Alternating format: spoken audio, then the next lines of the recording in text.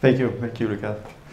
So before I start, one thing a quick story I want to tell you. Won't take long, but it's something that started me on this idea that got me started on this presentation. I was talking with one of my co-founders a while ago, and although the company is doing great, we were talking, and he told me if I knew it would be so much work, I'm not sure I'd do it again. And it started me thinking about it, and I realized quickly that I was kind of feeling the same way. And I thought it was interesting because to go down to the end of it, because there could be several reasons. It could be that when you start a company, you're naive, you think it will be very easy, or it could be for other reasons. And I think before I go into the detail, I should give you a bit of background on why we started and what I want to show you today. So I'm one of the founders of OctoPerf. I joined the project 4 years ago. I was working in other companies providing load testing softwares before. So I kind of knew what people expect when they want a load testing tool. I had an idea about that. I've already had experience. And when I first saw the product, it was the MVP, minimum viable product. It had all the basic features. It was running great. It was looking nice. I always thought it would work. I always thought this product would be doing great. It would be very easy. We would go very far with it. And I mean, we're doing great. It's not a problem. But I soon realized that things did not roll out as I expected. It went very differently.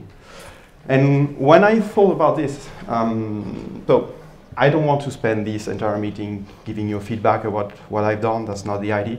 But it got me thinking through some other things some of our customers tell us. Because a lot of people think it's easier to build your own dashboard, to build your own tool, than to use an existing one.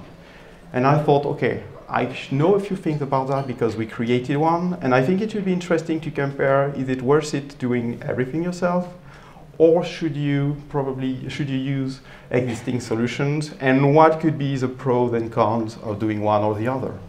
So today I'd like to talk about that, show you what I think, what happened to us, and what could be a good reason to do that or to do the opposite.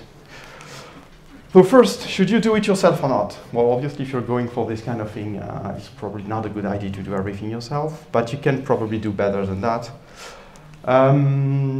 Something I hear a lot is like, in one form or another, is I can just launch a bunch of JMeter in the cloud, and okay, I have a load testing tool. Which in a sense is true. I mean, open source software nowadays offer more possibilities than ever, so you can automate a lot of things yourself. You can get it running, you can get results, you can get nice things. With the right mix of Docker, maybe Kubernetes, using a cloud platform, a bit of custom development, and a few other things there and there, you can get a quick tool in place very quickly. And even though you don't cover most requirements, you can complement it with manual work, outsourcing, and other means. So this statement is kind of true. But on the other hand, if it's so easy, many people already did it. Because that's how the world goes, what the saying on the internet, if it doesn't exist, then do it.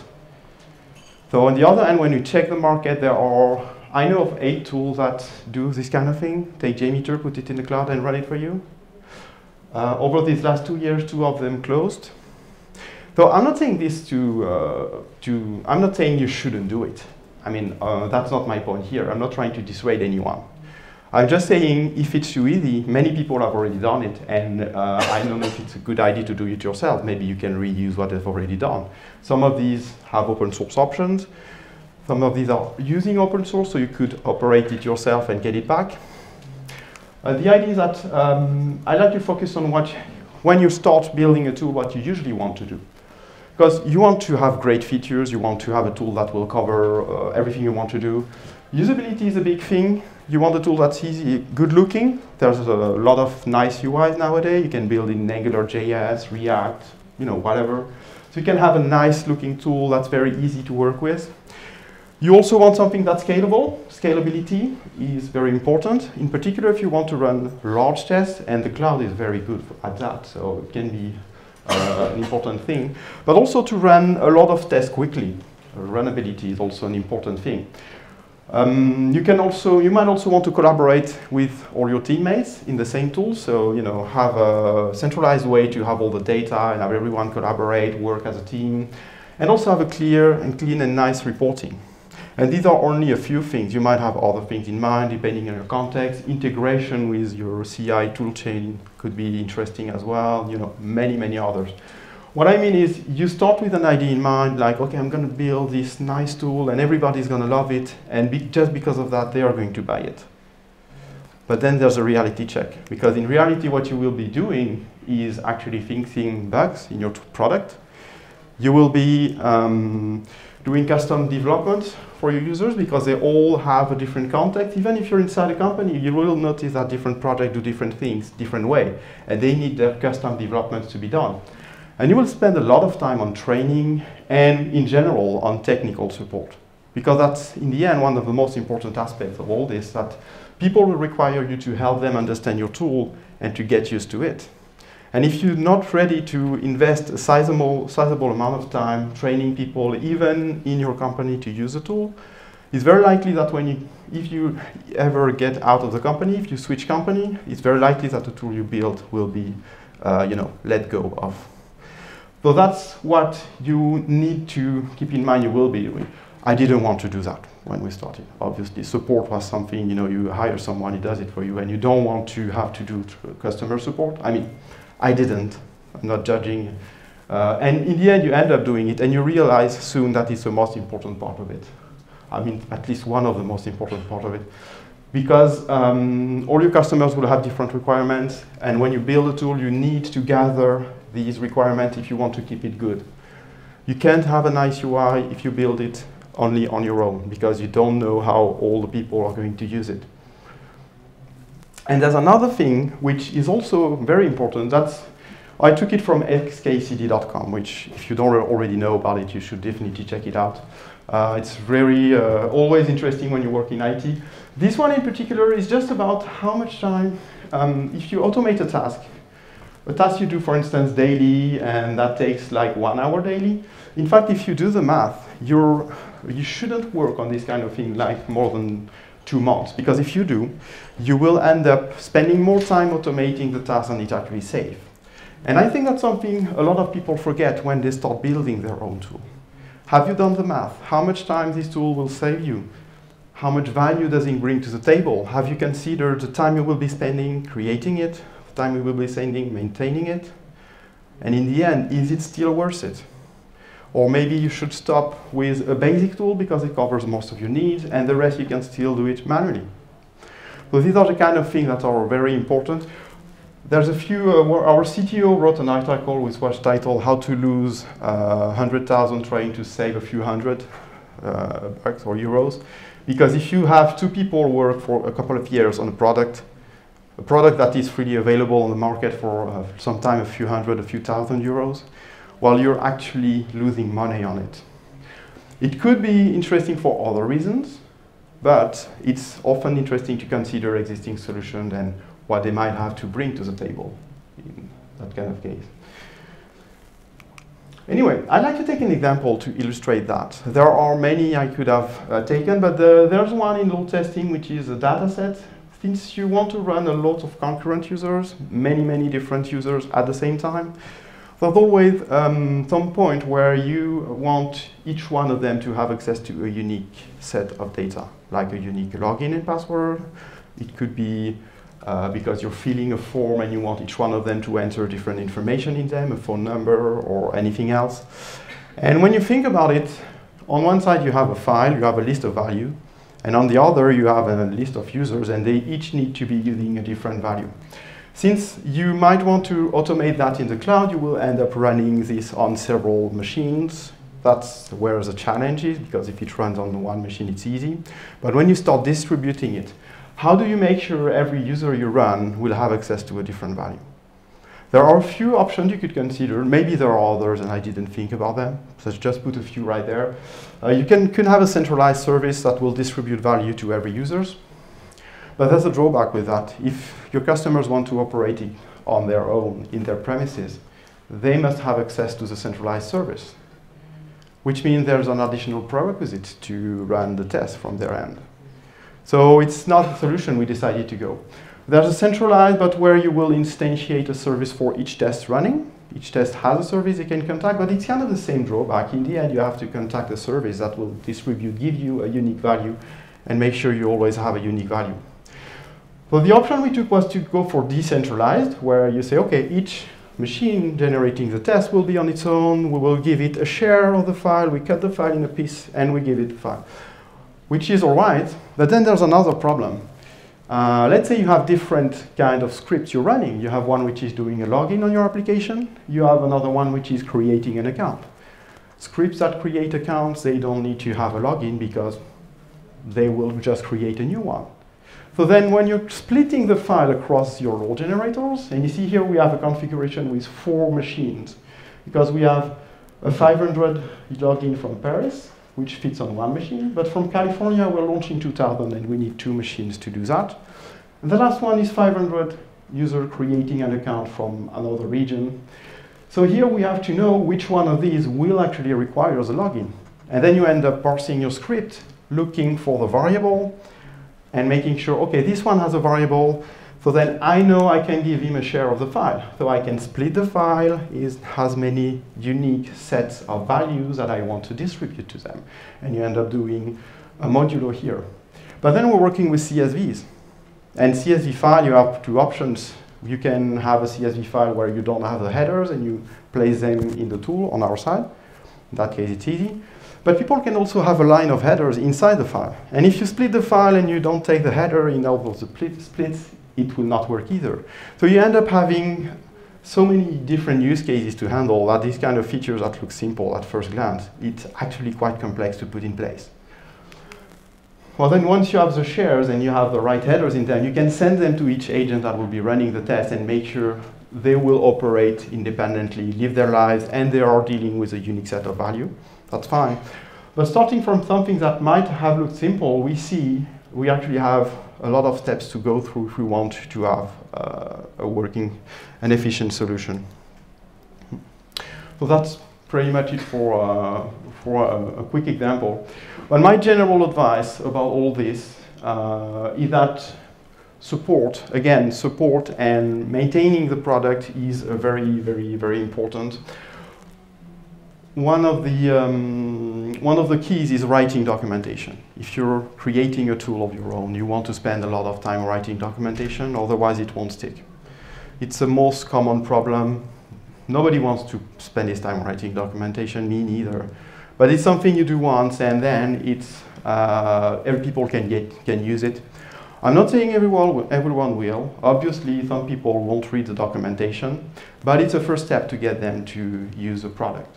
I mean, it's a good advice for all in any situation, but in particular here, something that was great for us as a feedback is to have a built-in chat in the application. And using an online application, a SaaS application, the good thing is you can chat with users, see what they're doing at the same time, connect to their account with their agreement, and see what they're doing, see how they're using the product. This is very good. That's why online tools are very good. But really connecting with your users and gathering feedback. Something I say now is to never ignore feedback twice. I mean, someone who tells you, okay, you should be doing this, okay, maybe you don't agree, maybe you don't want to do it. But if someone else tells you, it's probably something you should be considering. So, something to keep in mind. Obviously, you're going to get bad feedback. And also, one of the most difficult things is that you will have people that are well, not nice to you, to say it in a nice way. You will think, okay, this guy, I don't want to listen to him, and I don't. But people who are being bad to you doesn't mean their feedback doesn't make sense. It's also something you need to keep in mind and try to include that in what you will be doing in your product.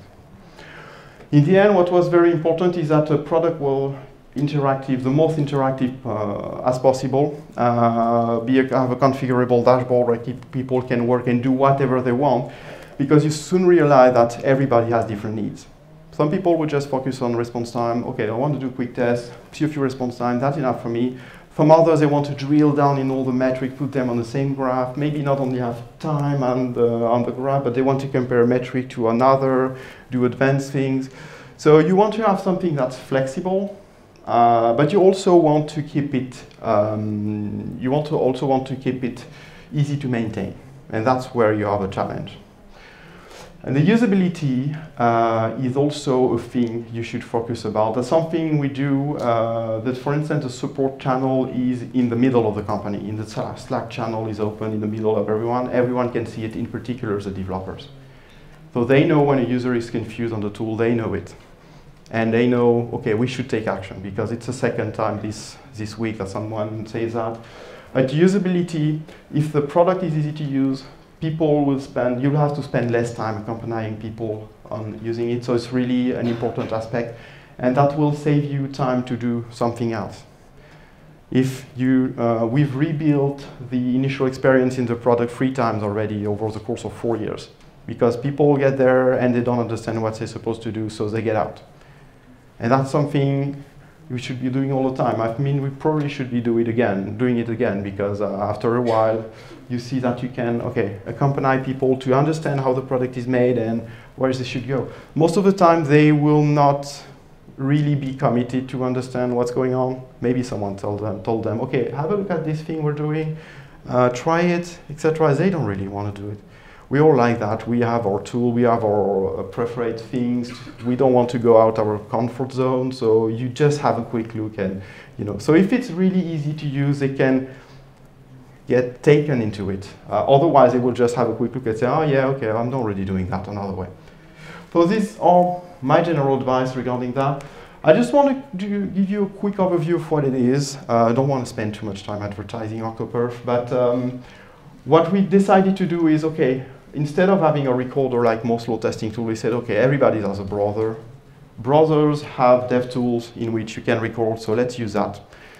You record that way, you upload the HTTP archive file that results in the tool. This way, also very simple. You're still in your browser, you haven't installed anything. You upload it. Then you can configure your script, you can configure how you want to run the test, with steps, with whatever you want. We take care of launching it for you. That's one of the difficult parts. We'll automatically start the machines. We don't want the user to have to think about hardware, because that's also a difficult thing. This is testing. Some people will not have a technical background, and they don't want to have to know which kind of instance on AWS they need to start a thing like this. So, okay, let's take that out of the way as well. And then, in terms of result, the idea is to have dashboard in which you can compare different things. For instance, on the first one, we can see the average response time that is increasing, and we can correlate that with the number of workers on the front servers, which is an easy fix. That's just configuration. So you can see, okay, there's something happening at the same time. I have an error showing it to me, so I can fix it, launch the test again, and see that this time the response times are better, and I don't overload the workers anymore, so I can move on in my test and fix issues as we go. Anyway, a few final words. If you're willing to go for creating your own tool, make sure you're willing to commit to it for a while. Remember the table earlier from XKCD? It was about, I forgot to tell you, I just recall it now, but it's about automating a task for 5 years. And you see, a daily task that takes an hour is just 2 months of work if you put it all together for the next 5 years. So make sure if you're willing to build a tool, you're committed to it for a while. Because if you don't, you will probably spend more time doing it than you would have saved. Now, of course, if you're doing it for fun, most of what I've said earlier may not matter, because you're just doing it to understand and to learn new things. I'm just saying here, if you're doing it for a company and you probably care about the time you spend, because, well, time is money, you should be sure you want to commit to it for a while.